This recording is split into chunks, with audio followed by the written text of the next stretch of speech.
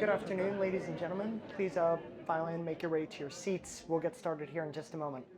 I am from the Institute for Cognitive Expansion and Psychedelic Studies. Many people have been wondering, what are the effects on the human cognition of taking mushrooms and acid?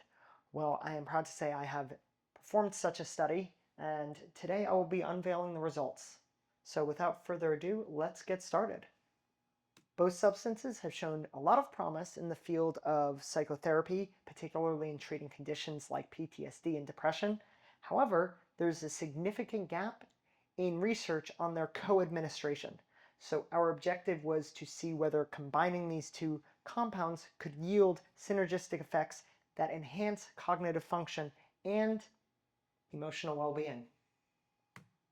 So let's delve into the pharmacodynamics. Psilocybin is a full agonist at the 5-HT2A receptor. We have hypothesized that co-administration could potentiate neuroplasticity, potentially offering enhanced the graph over here.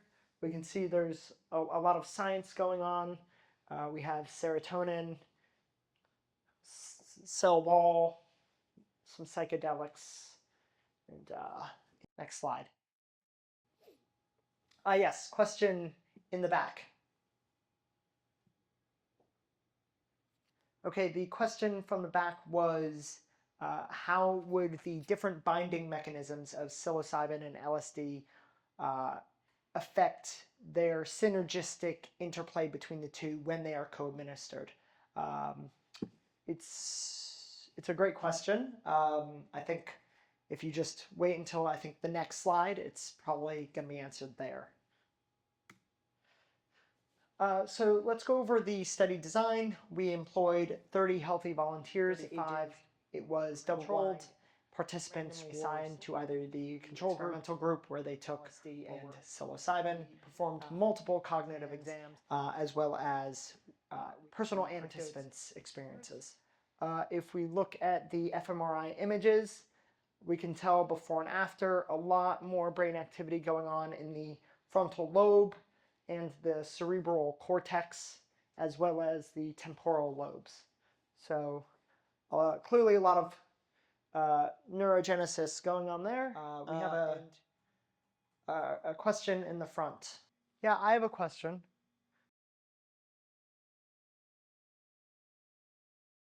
There were reports by many of the participants of synesthesia. One example of that is, did you guys see that? Seeing sounds or hearing thoughts or hearing smells, smelling sounds, smelling sight. Moving on. This slide looks kind of boring. We're going to skip this one. Deeper results. Temporal dissolution. This was very interesting. Participants felt time slowing down or speeding up. That's obviously a normal result. Lots of people get that from smoking marijuana, for example. However, have you ever remembered the future before it happens?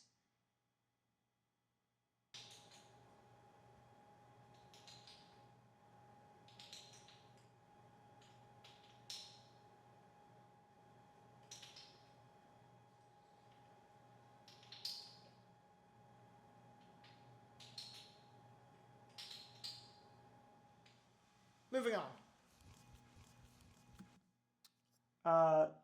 That's not right. No.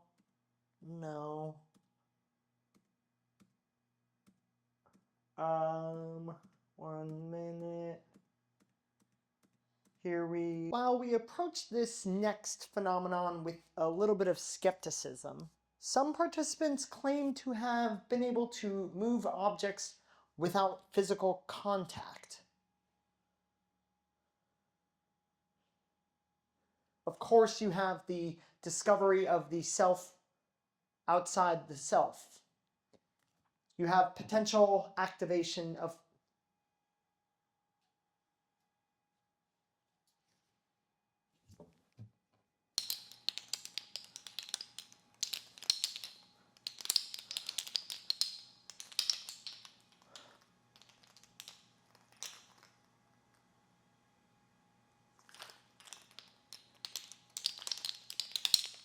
Sorry about that, everyone. It seems we're experiencing a little bit of technical difficulties. Unfolding of the inner horizon, I think, pretty self-explanatory. We can move on to the next section. So, right, communication with plant consciousness. This is an area I'm not quite an expert in, but lucky for everyone here, we do have an expert with us today, an expert in biology and obviously plant consciousness. I'd like to introduce Scott Berman, who will be speaking to this slide. Please welcome, ladies and gentlemen, Scott Berman. Thank you, everyone. Please. Right, so communication with plant consciousness. This has been a hotly debated topic amongst scientists, both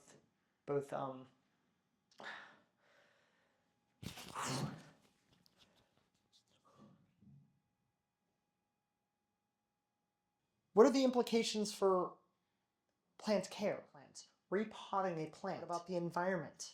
Have consciousness if plants can think. Can they talk to us? What's the difference between home and a fern and a dog and a little kitty cat and a baby Japanese peace lily? What about a snake plant versus a snake? Can you kill a snake? Can you kill a snake plant? What do plants want? If plants, they can act, they can desire. If plants are, then maybe, what does that say about us?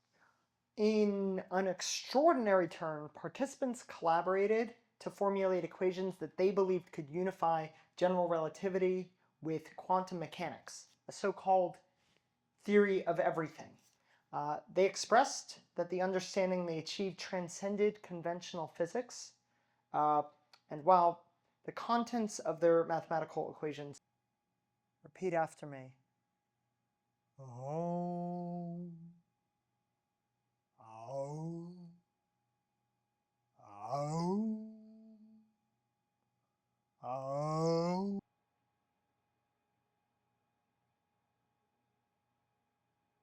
So I think some of the scientists in the room are going to find this slide particularly interesting. Participants claim to have altered past events. We're still workshopping a name for this. I like chrono weaving. Some of my assistants were proposing temporal delving, which I think is kind of stupid as fuck. But we actually have some proof that chrono weaving is successful. There's a reason that no one in this room has ever heard of Arvon Dolreich. It's because some of the participants were chrono weaving while tripping on shrooms and acid. They traveled to the past and they killed baby Arvon Dolreich, ruthless German dictator responsible for the deaths, the extermination of millions of Jews. But he never existed thanks to the participants of our study.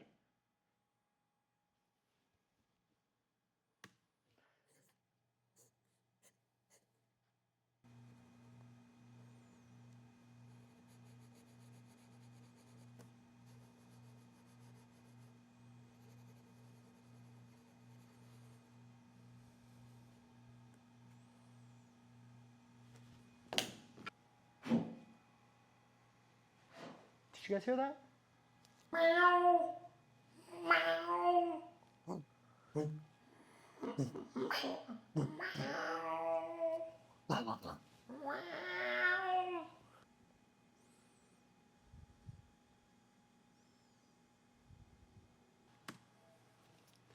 The great unveiling. The veil of reality has been lifted. The universe has been revealed as a cosmic tapestry. Everything is everything. Yes. Question. Do owls exist? Please, not everyone at once. How do I say this? I have a confession to make, but I feel like if I say it, it could jeopardize my scientific license.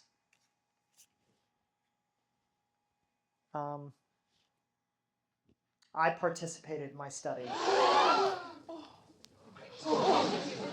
That's all right. I participated in my own study.